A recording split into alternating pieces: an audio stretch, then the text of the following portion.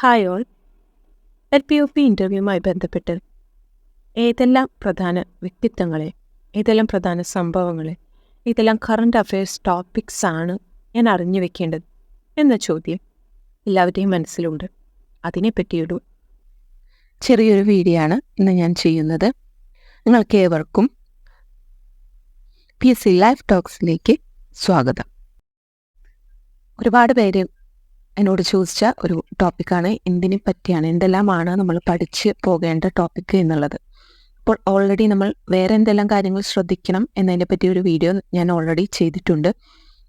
എന്നാൽ current affairs ഏതൊക്കെ നോക്കി പോകണം, പ്രത്യേകിച്ച് നമുക്കറിയാം LPUP ഇൻ്റർവ്യൂ നിങ്ങൾക്ക് എന്നാണ് ഡേറ്റ് കിട്ടിയിരിക്കുന്നത്, അതിനേക്കാൾ വളരെ കുറച്ച് ദിവസങ്ങൾ മുമ്പ്, അതായത് ഒരു 15 ദിവസം മുമ്പ് വരെയുള്ള എല്ലാ ന്യൂസ് പേപ്പറും വളരെ കൃത്യമായി വായിച്ച് വളരെ കൃത്യതയോടുകൂടി അതിലെ എല്ലാ ന്യൂസും നിങ്ങൾ അറിഞ്ഞിരിക്കണം. എന്നാൽ ഇതിനു മുൻപ്, അതായത് ഈ 15 ദിവസത്തിന് മുമ്പ്, എന്നാൽ ഒരു 2 മാസ കാലയളവിൽ, അതായത് നമ്മുടെ ഇൻ്റർവ്യൂവിന് ഒരു 2 മാസം മുമ്പ് വരെയുള്ള പത്രങ്ങളിൽ നിന്നും ഏറ്റവും പ്രധാനപ്പെട്ട എല്ലാ ന്യൂസുകളും വളരെ കൃത്യതയോടുകൂടി തന്നെ നമ്മൾ അറിയണം. അത് പ്രധാനപ്പെട്ട ന്യൂസുകൾ മാത്രം മതി. കാരണം ഇൻ്റർവ്യൂവിന് വന്നിരിക്കുന്ന വ്യക്തികൾ തീർച്ചയായും അവർക്കൊരു കുറച്ച് സമയം, അതായത് ഒരു 10-15 ദിവസത്തിനുള്ളിലുള്ള അവർ വായിച്ച വാർത്തകളൊക്കെ വളരെ കൃത്യമായിട്ട് ഓർമ്മയുണ്ടാവും. അപ്പോൾ അതിൽ നിന്ന് അവർക്ക് എന്ത് വേണമെങ്കിൽ ചോദിക്കാം. പക്ഷേ ബാക്കിലേക്ക് പോകും തോറും അവർക്ക് അതിൽ പ്രധാന ന്യൂസുകൾ മാത്രമേ അവരുടെ ഒരു മെമ്മറിയിൽ സാധാരണ ഉണ്ടാവുള്ളൂ. അതുകൊണ്ടാണ് പറയുന്നത്, നമ്മളൊരു 2 മാസം മുമ്പ് വരെയുള്ള പത്രങ്ങൾ വളരെ കൃത്യമായിട്ട് അറിഞ്ഞിരിക്കുക, അതിൽ പ്രധാന സംഭവങ്ങൾ അറിഞ്ഞിരിക്കുക. എന്നാൽ ഇൻ്റർവ്യൂ ദിവസത്തിന് കുറച്ച് ദിവസം മുമ്പ് വരെയുള്ളത് തീർച്ചയായിട്ടും നിങ്ങൾ വളരെ കൃത്യമായി ഓരോ പോയിന്റും വായിച്ചിരിക്കണം. എത്ര ചെറിയ പോയിന്റ് ആണെങ്കിൽ പോലും നിങ്ങളത് തള്ളിക്കളയാൻ പാടില്ല. ഞാൻ ഇവിടെ ഉദ്ദേശിച്ചത് നിങ്ങൾക്കായിട്ട് ഒരു 2 മാസം മുമ്പ് വരെയുള്ള പത്രങ്ങളിൽ നിന്നുള്ള ഏറ്റവും പ്രധാനപ്പെട്ട വിവരങ്ങൾ ഞാൻ ഓൾറെഡി സോർട്ട് ഔട്ട് ചെയ്ത് വെച്ചിരിക്കുന്ന പോയിന്റ്സ് ആണ്.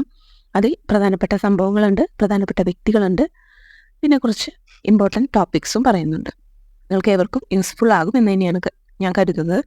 നിങ്ങൾക്ക് ഇഷ്ടപ്പെടുകയാണെങ്കിൽ നിങ്ങൾ തീർച്ചയായിട്ടും ലൈക്ക് ചെയ്യുക, സബ്സ്ക്രൈബ് ചെയ്യുക. ഓക്കെ, നമുക്ക് ടോപ്പിക്കിലേക്ക് വരാം. പ്രധാനപ്പെട്ട വ്യക്തികളെ പറ്റി പറയുകയാണെങ്കിൽ ഏറ്റവും പ്രധാനപ്പെട്ട വ്യക്തി MT സാറാണ്. MT വാസുദേവൻ നായർ സാറുടെ ഒരുവിധ എല്ലാ കൃതികളുടെ പേരുകൾ, അദ്ദേഹവുമായി ബന്ധപ്പെട്ട് പ്രധാനപ്പെട്ട അവാർഡുകൾ, ഇപ്പോൾ നിങ്ങൾക്കറിയാം പത്മ പുരസ്കാരങ്ങൾ പ്രഖ്യാപിച്ചു, അദ്ദേഹം അതിൽ ഉൾപ്പെട്ടിട്ടുണ്ട്. അതിനാൽ അത്തരത്തിലുള്ള കാര്യങ്ങളെല്ലാം, അവാർഡുകൾ, നേട്ടങ്ങൾ, ഒരു ജീവിത നാൾ വഴി ജസ്റ്റ് ഒന്ന് നമ്മൾ അറിഞ്ഞിരിക്കുക. മറ്റൊരു വ്യക്തി എന്ന് പറയുന്നത് മൻമോഹൻ സിംഗ് സാറാണ്.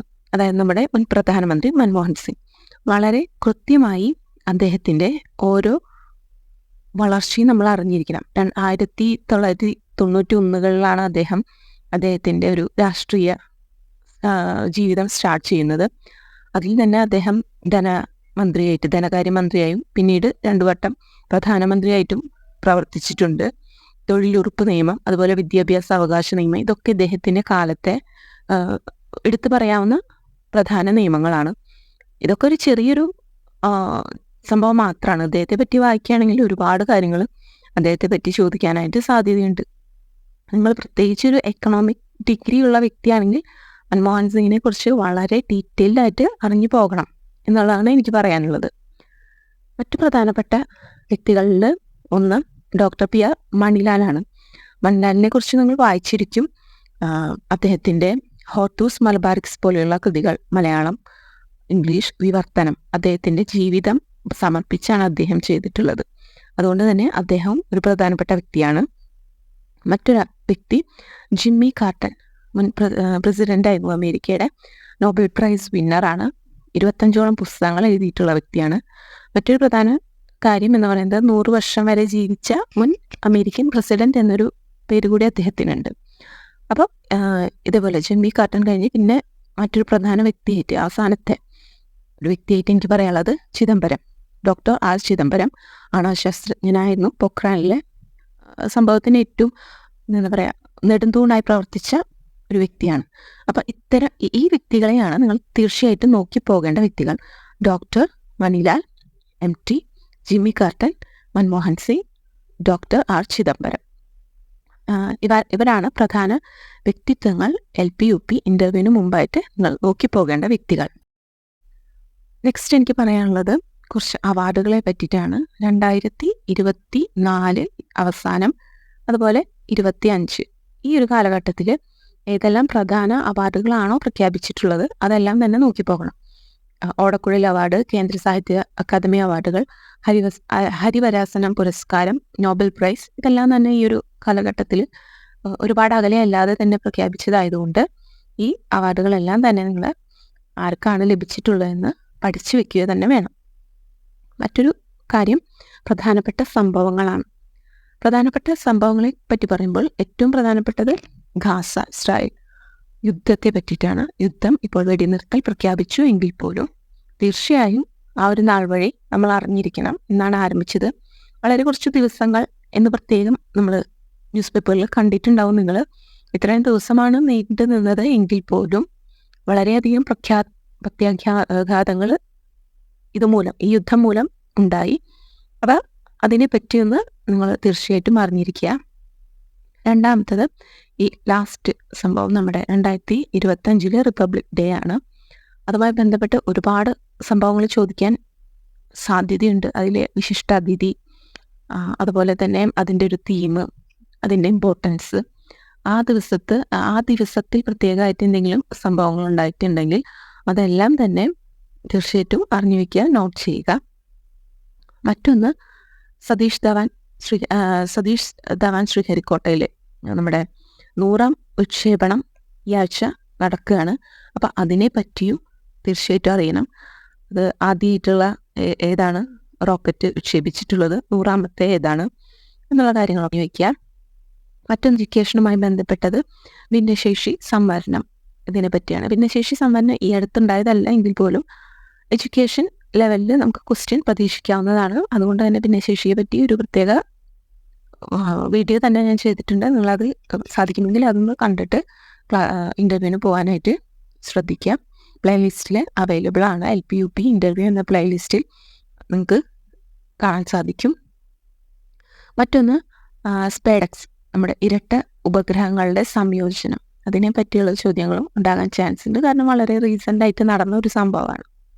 മറ്റൊരു പ്രധാന ഇവൻ്റ് എന്ന് പറയുന്നത് മഹാകുംഭമേളയാണ്. അതും കഴിഞ്ഞ 2 ആഴ്ചയ്ക്കുള്ളിൽ നടന്ന ഒരു സംഭവമായതുകൊണ്ടും വളരെ 14 വർഷങ്ങൾക്ക് ശേഷം നടക്കുന്ന ഒരു സംഭവമായതുകൊണ്ടും അത് വളരെ ഇമ്പോർട്ടൻ്റ് ആണ്. അവിടെ നടന്ന ഒരുപാട് സംഭവങ്ങളും റീസെൻ്റ്ലി ചർച്ചയ്ക്ക് വന്നിട്ടുണ്ട്. അതെല്ലാം തന്നെ നമ്മളൊന്ന് അറിഞ്ഞു വയ്ക്കുക.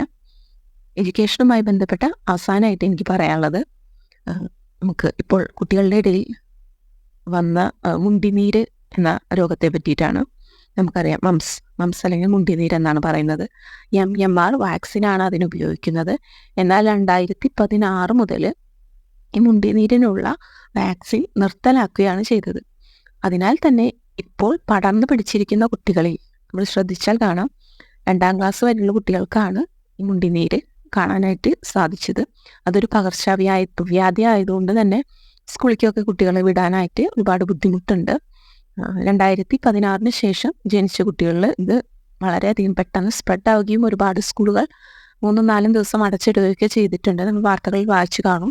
അതുകൊണ്ട് തന്നെ ഈ മുണ്ടിനീരിൻ്റെ അസുഖം, അതിനെ പറ്റിയുള്ളൊരു ക്വസ്റ്റ്യനും നമുക്ക് പ്രതീക്ഷിക്കാം. ഇതെല്ലാമാണ് ഞാൻ ഒരു 3-4 മാസത്തെയൊക്കെ സോർട്ട് ഔട്ട് ചെയ്ത ഒരു നോട്ടിൽ നിന്നും പിക്ക് ചെയ്തെടുത്തിട്ടുള്ള വളരെ ഇമ്പോർട്ടൻ്റ് ആയിട്ടുള്ള പോയിൻറ്റ്സ്. നിങ്ങൾക്ക് തീർച്ചയായിട്ടും ഈ പോയിൻറ്റ്സ് എല്ലാം തന്നെ യൂസ്ഫുൾ ആകും. നിങ്ങൾ എന്തായാലും ഇതിനെ പറ്റിയല്ല, ഈ ഓരോ പോയിന്റും നിങ്ങൾ നോട്ട് ചെയ്ത് അതിനെപ്പറ്റി അറിയാത്തവരുണ്ടെങ്കിൽ, മിക്കവാറും എല്ലാവരും നോക്കിയിട്ടുള്ളവരായിരിക്കും, അറിയാത്തവരുണ്ടെങ്കിൽ അതിനെപ്പറ്റി കൂടുതൽ അറിഞ്ഞു വെക്കുക. കാരണം ഒരിക്കലും ഒരു 1 വേർഡ് ക്വസ്റ്റ്യൻ ആയിരിക്കില്ല അവർ ചോദിക്കുക. നിങ്ങളുടെ അഭിപ്രായം അല്ലെങ്കിൽ അതിനെപ്പറ്റി ഒരു പാരഗ്രാഫെങ്കിലും നമുക്ക് പറയാൻ അറിയണം. അതിനാൽ തന്നെ നല്ല രീതിയിൽ ഇതേപ്പറ്റിയെല്ലാം ഓരോ പാരഗ്രാഫെങ്കിലും നമ്മൾ പറയാനായിട്ട് റെഡി ആയിരിക്കുക. മറ്റൊരു കാര്യം എനിക്ക് പറയാനുള്ളത്, ഈ ഓരോ ടോപ്പിക്സും എൻ്റെ ഓരോ ടോപ്പിക്സിനും 3-4 പേജ് വിവരണങ്ങളുണ്ട് എങ്കിൽ പോലും അത് നമ്മൾ ഇവിടെ ഈ ഒരു ചെറിയ വീഡിയോയിൽ ആഡ് ചെയ്ത് കഴിഞ്ഞാൽ പലരും അറിയുന്നതായിരിക്കും ടോപ്പിക്സ്, അല്ലെങ്കിൽ ഈ ഒരു ഓരോ ടോപ്പിക്സിനെ പറ്റി അറിയുന്നവരായിരിക്കും. അപ്പം നമ്മൾ പറയുമ്പോൾ അത് യൂസ്ഫുൾ ആയെന്നില്ല.